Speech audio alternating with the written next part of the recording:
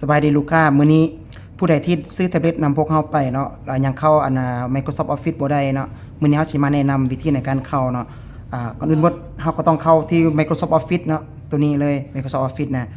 เข้าแอปตัวนี้เนาะถ้าผู้ใดบ่มีแอปตัวนี้ก็ไปดาวน์โหลดเนาะดาวน์โหลดอยู่ Play Store ของเฮาเนาะอยู่ใน Play Store เลย ถ้าผู้ใดมีก็สามารถเข้าได้เลยเขาเปิดแอปตัวนี้ขึ้นมาเวลาเปิดมันจะเข้ามาหน้านี้เนาะให้เฮากดที่ปุ่มบวกกดปุ่มบวกแบบนี้กดปุ่มบวก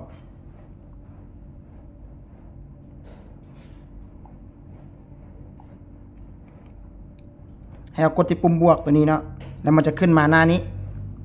ขึ้นมาหน้านี้แล้วเฮาเลือกเนาะเฮาสิไปใช้งานตัวใดเนาะไปใช้งาน Word Excel PowerPoint อันนี้เฮาจะ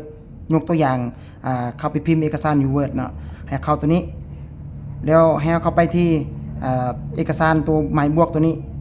กดเข้าไปสร้างเนาะเข้าไปตัวนี้เฮาจะต้องในรอท่าหน่อยนึงเพราะว่ามันจะเฮ็ดเวียกผ่านอินเทอร์เน็ตเนาะตัวนี้นะถ้าอินเทอร์เน็ตไวมันก็จะไวเนาะเวลาเฮาพิมพ์เอกสารหยังเฮาต้องได้เชื่อมอินเทอร์เน็ตเนาะมันจึงสามารถพิมพ์ได้ให้เวลาขึ้นมาหยังเฮาก็กดที่เข้าใจเนาะอาจจะประมาณนี้เนาะเข้าหน้าการพิมพ์เอกสารของเฮาก็จะประมาณนี้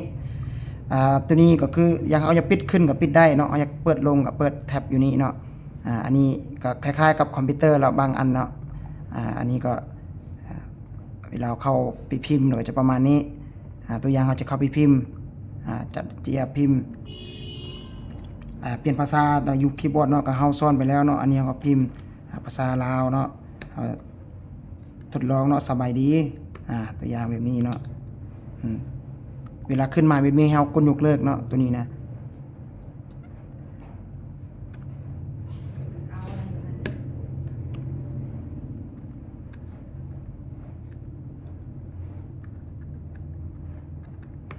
อันนี้เราพิมพ์เป็นภาษาลาวแบบนี้เนาะเวลาจะเลือกเจียเนาะให้เข้าที่ตัวนี้เนาะเขาเลือกเจียเนาะเอาก็เข้ามาแบบนี้ก็คือคอมพิวเตอร์ของเราเนี่ยเราก็สามารถไปเลือกของขนาดของเจียไปเลือกเอาลงนอนหรือลงตั้งเนาะอันนี้เราก็สามารถไปเลือกอันนี้แล้วก็เลือกขนาดอย่าง AC A3 ก็ไปเลือกเนาะอันนี้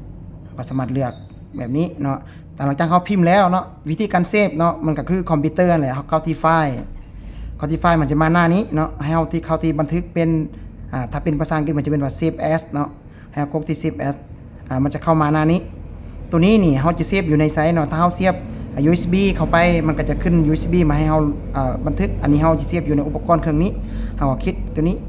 แล้วเขาก็มาอยู่หน้านี้เนาะเขาจะเซฟอยู่ไซต์ก็ได้บนนี้นะตัวอย่างเขาจะเซฟอยู่ใน document แล้วก็คลิกตัว document ตัวนี้แล้วพิมพ์ตัวนี้เอาเปลี่ยนสีเอกสารเนาะเปลี่ยนสีเอกสารนี่สีเอกสารเราจะเปลี่ยนอยู่รูปนี้ทดลองเขียนทดลองพิมพ์เนาะแล้วก็กดบันทึกโอเคกดบันทึกแต่ถือว่า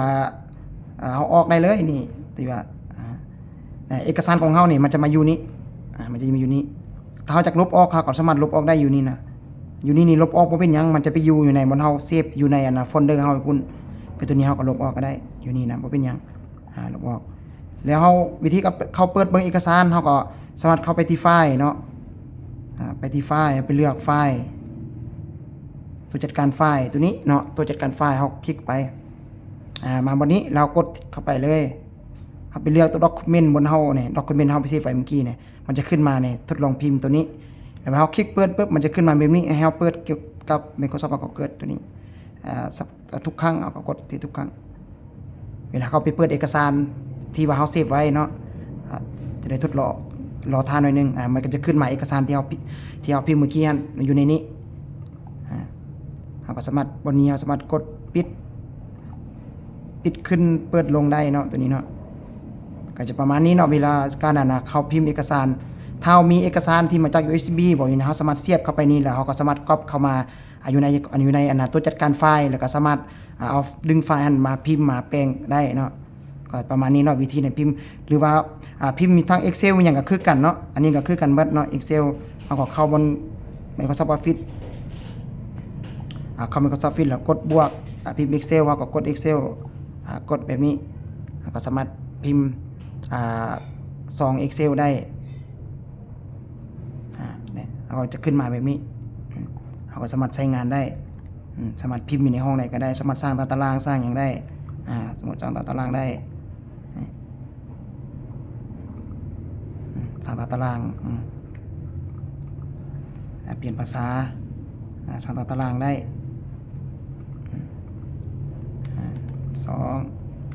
นี่เนาะสามารถใส่สูตรคิดไรได้อยู่นี่มีสูตรคิดไรผลรวมเฉลี่ยได้ทุกอย่างคือกับคอมพิวเตอร์เลยเนาะเอาสามารถใส่งานอยู่นี่ได้สามารถเอางานเฮามาแก้ไขอยู่นี่ได้เนาะอันนี้สามารถออกได้อันนี้PowerPoint เฮาก็คือเก่าเนาะ PowerPoint นะเฮ็ดสไลด์เฮ็ดหยังอยู่ใน PowerPoint เฮาก็จะประมาณนี้